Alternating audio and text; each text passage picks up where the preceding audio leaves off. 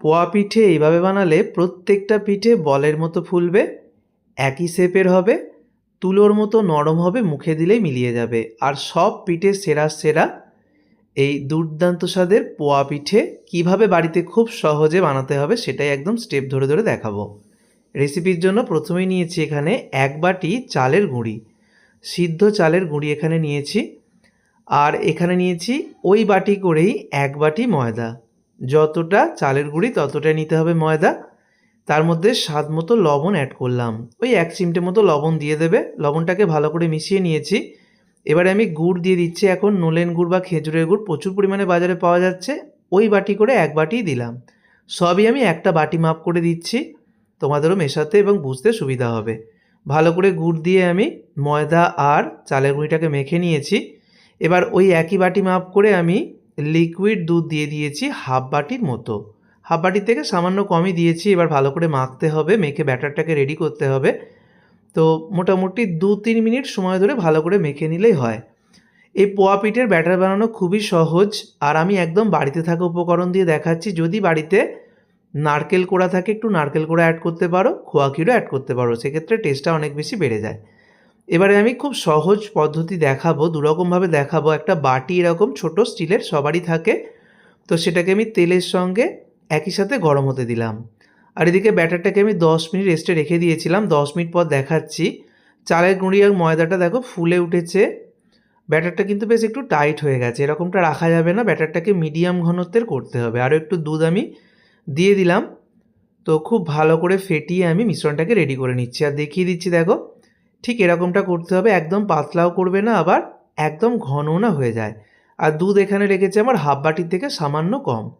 এবারে দেখো যে স্টিলের বাটিটা আমি ছোট দিয়েছিলাম, সেটা কিন্তু তেলের সাথে খুব ভালো করে গরম হয়ে গেছে। খুব ভালো করে গরম করে নেবে। তারপর কিছুটা ব্যাটার আমি ওই বাটির মাঝ বরাবর ঢেলে দিলাম। তারপর ছান্তার সাহায্যে ওই গরম বাটিটাকে তেলের মধ্যে দিয়ে দিলাম। এবারে দেখো বাটির মধ্যে দিয়ে করলে যেটা সুবিধা সেটা হচ্ছে পিঠেগুলো কিন্তু একই শেপের হয়।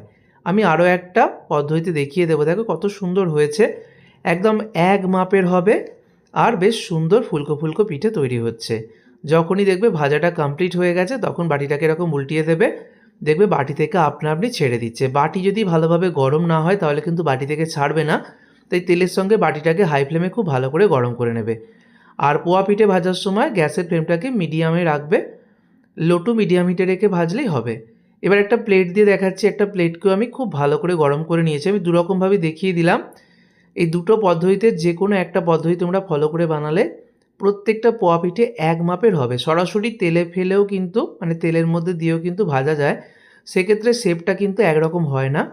দেখো মেন কথা বা প্রধান যেটা কথা মাথায় রাখতে হবে সেটা হচ্ছে যে প্লেটটা তোমরা দেবে যদি এই পদ্ধতিতে করো তাহলে কিন্তু খুব ভালো করে গরম করে নেবে, তাহলেই দেখো খুব সুন্দরভাবে ছেড়ে দেবে।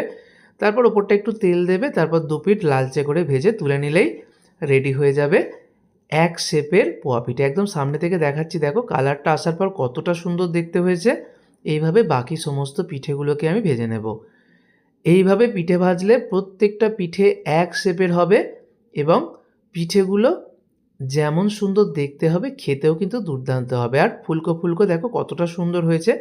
আমি দুরকমভাবে করেছি তাই দুটো শেপের হয়েছে, তোমরা যে কোনো একরকমভাবে করতে পারো, আবার সরাসরি তেলে ফেলেও করতে পারো। আমি একটা পিঠে তোমাদেরকে দেখিয়ে দেব।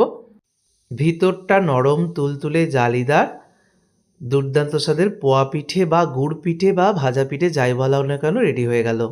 নারকেল দিলে কিন্তু এর টেস্ট আরও বেশি বেড়ে যাবে। অবশ্যই বাড়িতে তৈরি করো। ধন্যবাদ।